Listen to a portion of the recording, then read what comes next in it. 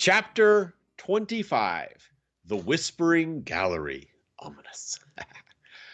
When at last I came back to a sense of life and being, my face was wet, but wet, as I soon knew, with tears. How long the state of insensibility lasted, it is quite impossible for me now to say. I had no means left to me of taking any account of time. Never since the creation of the world had such a solitude as mine existed. I was completely abandoned. After my fall, I lost much blood. I felt myself flooded with the life-giving liquid. My first sensation was perhaps a natural one. Why was I not dead? Because I was alive. There was something left to do. I tried to make up my mind to think no longer. As far as I was able, I drove away all ideas, and utterly overcome by pain and grief, I crouched against the granite wall. I just commenced to feel the fainted coming on again, and the sensation that this was the last struggle before complete annihilation, when, on a sudden, a violent uproar reached my ears. It had some resemblance to the prolonged rumbling voice of thunder, and I clearly distinguished sonorous voices, lost one after the other, in the distant depths of the gulf. Whence came this noise? Naturally, I was to be supposed from the new phenomena which were taking place in the bosom of the solid mass of Mother Earth. The explosion of some gaseous vapors, or the fall of some solid of granitic or other rock. Again, I listened with deep attention. I was extremely anxious to hear if this strange and inexplicable sound was likely to be renewed. A whole quarter of an hour elapsed in painful expectation. Deep and solemn silence reigned in the tunnel, so still that I could hear the beatings of my own heart. I waited with a strange kind of hopefulness. Suddenly, my ear, which leaned accidentally against the wall, appeared to catch, as it were, the faintest echo of a sound. I thought that I heard vague, incoherent, and distant voices. I quivered all over with excitement and hope. "It must be a hallucination," I cried. "It cannot, it is not true." But no. By listening more attentively, I really did convince myself that what I heard was truly the sound of human voices. To make any meaning out of the sound, however, was beyond my power. I was too weak even to hear distinctly. Still, it was a positive fact that some was speaking. Of that I was certain. There was a moment of fear. A dread fell upon my soul so that it might be my own words brought back to me by a distant echo. Perhaps without knowing it, I might have been crying aloud. I resolutely closed my lips and once more placed my ear to the huge granite wall. Yes, for certain, it was in truth the sound of human voices. I now, by the exercise of great determination, dragged myself along the sides of the cavern, until I reached a point where I could hear more distinctly. But though I could detect the sound, I could not make out uncertain, strange, and incomprehensible words. They reached my ear as if they had been spoken in a low tone, murmured, as it were, afar off. At last, I made out the word forlorad, repeated several times in a tone betokening great mental anguish and sorrow. What could this word mean, and who was speaking it? It must be either my uncle or the guide Hans. If therefore I could hear them, they must surely be able to hear me. "Help!" I cried at the top of my voice. "Help! I'm dying!" I then listened with scarcely a breath. I panted for the slightest sound in the darkness, a cry, a sigh, a question. But silence reigned supreme. No answer came. In this way some minutes passed. A whole flood of ideas flashed through my head. I began to fear that my voice, weakened by sickness and suffering, could not reach my companions, who were in search of me. "It must be they," I cried. "Who else could be any possibility buried 100 miles below the level of the earth?" The mere supposition was preposterous. I began, therefore, to listen again with most breathless attention. as I moved my ears along the side of place as I was in. I found a mathematical point, as it were, where the voices appeared to attain their maximum of intensity. The word for Lorad again distinctly reached my ear. I became again that then came again that rolling noise like thunder, which had awakened me out of torpor. I began to understand, I said to myself, after some little time devoted to reflection. It is not through the solid mass that the sound reaches my ears. The walls of my cavernous retreat are of solid granite, and the most fearful explosion would not make uproar enough to penetrate them. The sound must come along the gallery itself. The place I was in must possess some peculiar acoustic properties of its own. Again I listened, and this time, yes, this time I heard my name distinctly pronounced, cast as it were into space. It was my uncle, the professor, who was speaking. He was in conversation with the guide, and the word which had so often reached my ears for Lorad was a Danish expression. Then I understood it all. In order to make myself heard, I too must speak as it were, along the side of the gallery, which would carry the sound of my voice just as the wire carries an electric fluid from point to point. But there was no time to lose. If my companions were only to remove a few feet from where they stood, the acoustic effect would be over. My whispering gallery would be destroyed. I again, therefore, crawled toward the wall and said as clearly and distinctly as I could, "Uncle Hardwigg!" I then awaited a reply. Sound does not possess the property of traveling with such extreme rapidity. Besides, the density of the air at the depth from the light and motion was very far from adding the rapidity of circulation. Several seconds elapsed, which to my excited imagination appeared ages, and these words reached my ears and moved my wildly beating heart. "Harry, my boy, is that you?" A short delay between question and answer. "Yes, yes." "Where are you?" "Lost." "And your lamp?" "Out." "But the guiding stream?" "Is lost." "Keep your courage, Harry. We will do our best." "One moment, my uncle," I cried. "I have no longer strength to answer your questions. But for heaven's sake, do you continue to speak to me?" Absolute silence, I felt, would be annihilation. "Keep up your courage," said my uncle. "As you are so weak, do not speak. We have been searching for you in all directions, both by going upwards and downwards in the gallery. My dear boy, I had begun to give over all hope, and you can never know what bitter tears of sorrow and regret have shed. At last, supposing you to be still on the road beside the Hansbach, we again descended. Fire our guns as signals.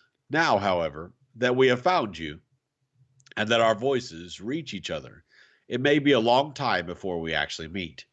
We are conversing by means of some extraordinary acoustic arrangement of the labyrinth. But do not despair, my dear boy. It is something gained even to hear each other." While he was speaking, my brain was at work reflecting. A certain undefined hope, vague and shapeless as yet, made my heart beat wildly. In the first place, it was absolutely necessary for me to know one thing. I once more, therefore, leaned my head against the wall, which I almost touched with my lips, and again spoke. "Uncle!" "My boy," was his answer after a few moments. "It is of the utmost consequence that we should know how far we are asunder." "That is not difficult." "You have your chronometer at hand?" I asked. "Certainly." "Well, take it into your hand, pronounce my name, noting exactly the second at which you speak. I will reply as soon as I hear your words, and you will then note exactly the moment at which my reply reaches you." "Very good. And the meantime, between my question and your answer, will be the time occupied by my voice in reaching you." "That is exactly what I mean, uncle," was my eager reply. "Are you ready?" "Yes." "Well, make ready. I am about to pronounce your name. said the professor. I applied my ear close to the sides of the cavernous gallery, and as soon as the word Harry reached my ear, I turned round and, placing my lips to the wall, repeated the sound. 40 seconds, said my uncle. There had elapsed 40 seconds between the two words. The sound, therefore, takes 20 seconds to ascend. Now, allowing 1,020 feet for every second, we have 20,400 feet, a league and a half and 1/8. These words fell on my soul like a kind of death knell. A league and a half, I muttered, in a low and despairing voice. It shall be got over, my boy, cried my uncle in a cheery tone. Depend on us. But do you know whether to ascend or descend? I asked faintly enough. We have to descend, and I will tell you why. You have reached a vast open space, a kind of bare crossroad, from which galleries diverge in every direction. That at which you are now lying must necessarily bring you to this point, for it appears that all these mighty fissures, these fractures of the globe's interior, radiate from the vast cavern which we at this very moment occupy.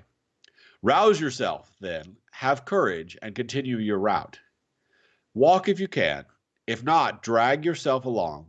Slide, if nothing else is possible. The slope must be rather rapid, and you will find strong arms to receive you at the end of your journey. Make a start, like a good fellow. These words served to rouse some kind of courage in my sinking frame. Farewell for the present, my good uncle. I am about to take my departure. As soon as I start, our voices will cease to commingle.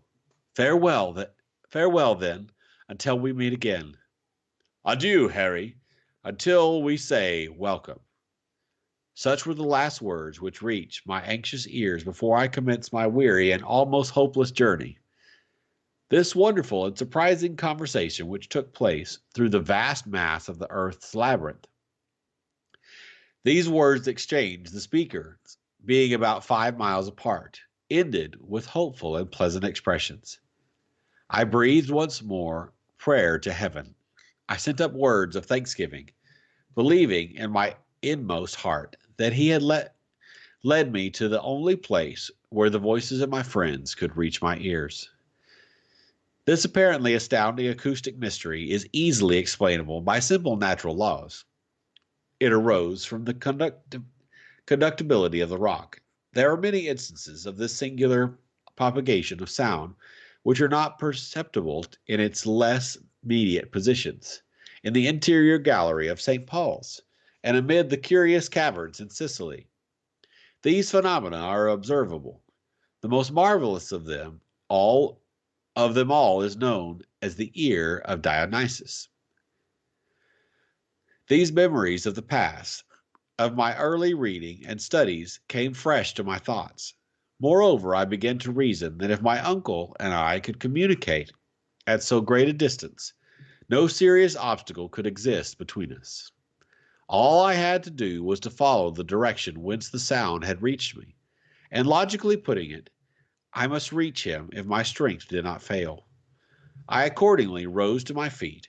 I soon found, however, that I could not walk, that I must drag myself along. The slope, as I expected, was very rapid, but I allowed myself to slip down.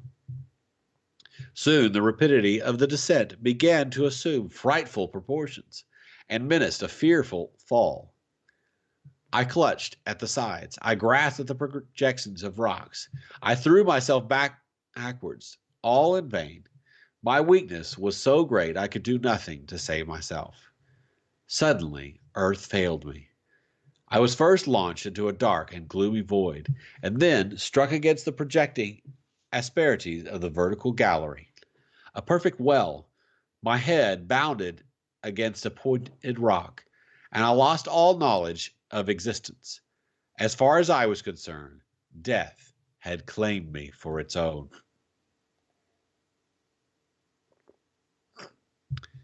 Chapter 26. A rapid recovery. Yay! When I returned to the consciousness of existence, I found myself surrounded by a kind of semi-obscurity, lying on some thick and soft coverlets. My uncle was watching, his eyes fixed intently on my countenance, a grave expression on his face, a tear in his eye, at the first sigh which struggled from my bosom. He took hold of my hand. When he saw my eyes open and fix themselves upon his, he uttered a loud cry of joy. "He lives! He lives!" "Yes, my good uncle," I whispered. "My dear boy," continued the grim professor, clasping me to his heart, "you are saved." I was deeply and unaffectedly touched by the tone in which these words were uttered, and even more by the kindly care which accompanied them. The professor, however, was one of those men who must be severely tried in order to induce any display of affection or gentle emotion. At this moment, our friend Hans, the guide, joined us. He saw my hand in that of my uncle, and I venture to say that, taciturn as he was, his eyes beamed with lively satisfaction. "Good dog, good dog," he said. "Good day, Hans, good day," I replied, in as hearty a tone as I could assume. "And now, uncle, that we are together, tell me where we are. I have lost all idea of our position, as of everything else." "Tomorrow, Harry, tomorrow," he replied. "Today you are far too weak. Your head is surrounded with bandages and poultices that must not be touched. Sleep, my boy, sleep, and tomorrow you will know all that you require." "But," I cried, "let me know what o'clock it is. What day is it?" "It is now 11 o'clock at night, and this is once more Sunday. It is now the 9th of the month of August, and I distinctly prohibit you from asking any more questions until the 10th of the same." I was, if the truth were told, very weak indeed, and my eyes soon closed involuntarily. I did require a good night's rest, and I went off reflecting at the last moment that my perilous adventure in the interior of the earth, in total darkness, had lasted 4 days. On the morning of the next day, at my awakening, I began to look around me. My sleeping place, made of all our traveling bedding, was in a charming grotto, adorned with magnificent stalagmites, glittering in all the colors of the rainbow, of the floor of soft and silvery sand. A dim obscurity prevailed.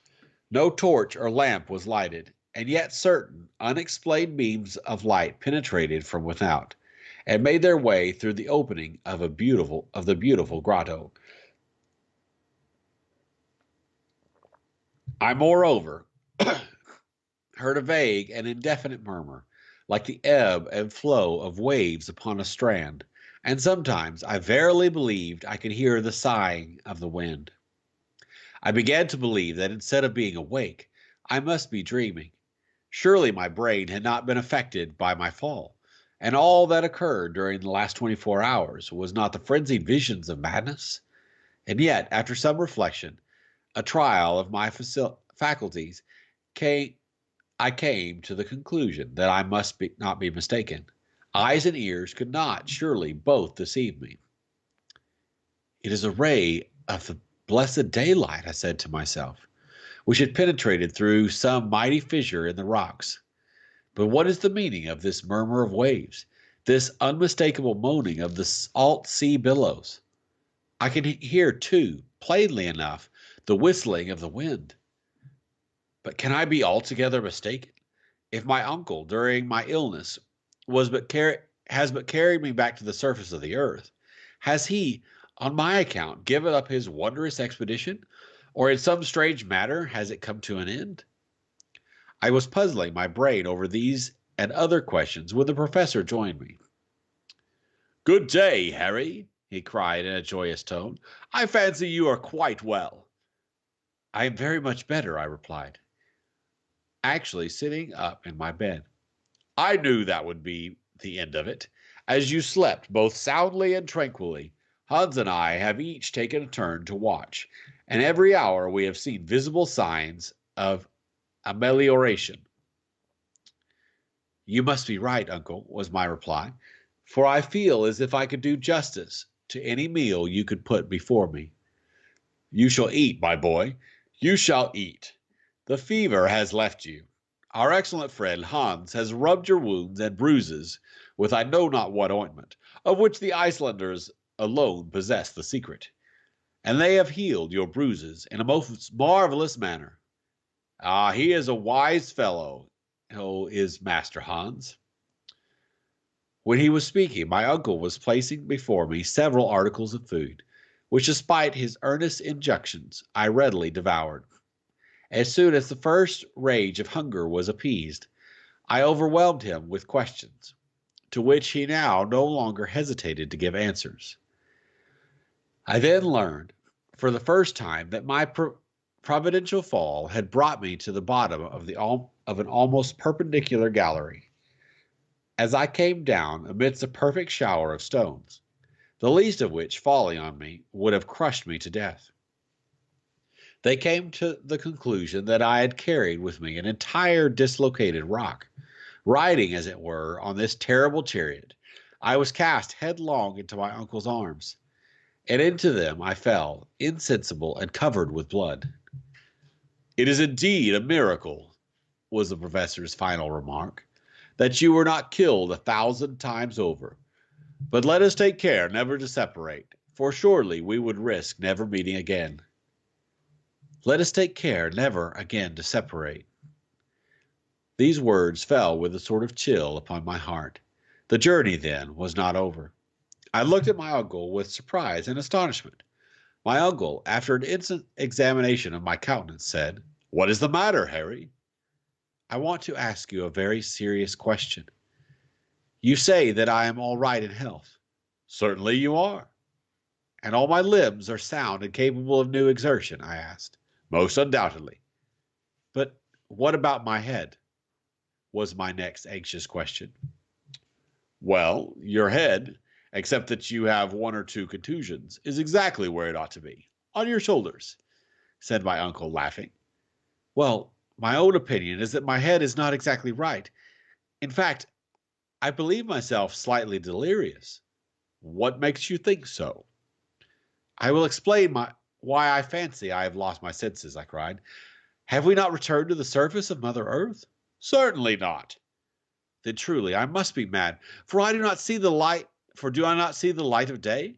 Do I not hear the whistling of the wind? And can I not distinguish the wash of a great sea?" "And that is all that makes you uneasy?" said my uncle with a smile. "Can you explain?" "I will not make any attempt to explain, for the whole matter is utterly inexplicable. But you shall see and judge for yourself. You will then find that geological science is as yet in its infancy, and that we are doomed to enlighten the world." "Let us advance, then," I cried eagerly, no longer able to restrain my curiosity. "Wait a moment, my dear Harry," he responded. "You must take precautions, after your illness, before going into the open air." "The open air?" "Yes, my boy. I have to warn you that the wind is rather violent. I have no wish for you to expose yourself without necessary precautions." "But I beg to assure you that I am perfectly recovered from my illness." "Have just a little patience, my boy. A relapse would be inconvenient to all parties. We have no time to lose, as our approaching sea voyage may be of long duration." "Sea voyage?" I cried, more bewildered than ever. "Yes, you must take another day's rest, and we shall be ready to go on board by tomorrow," replied my uncle with a peculiar smile. "Go on board?" The words utterly astonished me. Go on board what, and how? Had we come upon a river? A lake? Had we discovered some inland sea? Was a vessel lying at anchor in some part of the interior of the earth? My curiosity was worked up to the very highest pitch. My uncle made vain attempts to restrain me. When at last, however, he discovered that my feverish impatience would do more harm than good, and that the satisfaction of my wishes could alone restore me to a calm state of mind, he gave way. I dressed myself rapidly, and then, taking the precaution to please my uncle of wrapping myself in one of the coverlets, I rushed out of the grotto. Wow. Yeah. There we go. Oh. Well, so that's interesting. They're going to go on another sea voyage, but somewhere else. Yeah. So maybe we were right about the sea creature. Yeah, maybe so. How did the poll go? We had one for sea creature. I'm going to put the results up. One for sea creature, one for a shrubbery, and then three for the rodents of unusual size. Awesome. ROUSs. That's right. A shrubbery. Well, I think it's about to get good. I'm interested to see what they're going to find. Hopefully, we will find out more tomorrow. Yeah. Well, here we What's are. the answer to the question? Well, we're going to have to find out.